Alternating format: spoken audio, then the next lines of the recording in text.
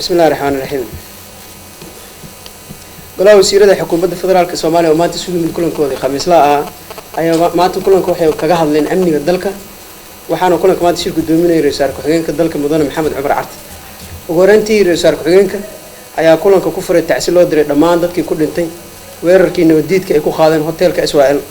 سجار أو حلو حسين عسكرتي يكو شهيد ويركا أو وكمد أطليه هذا بشير ياسين.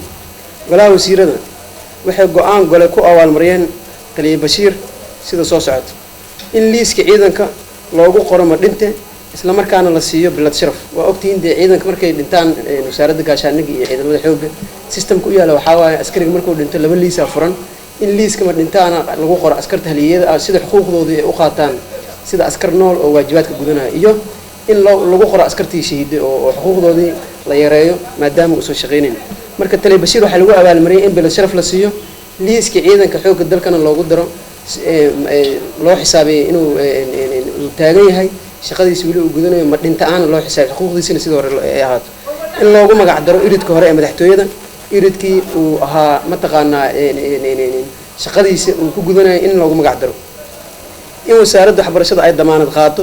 waxbarashada caruurtiisa iyo askarta dhimata wasaaradda waxbarashada golaha wasiirada waxay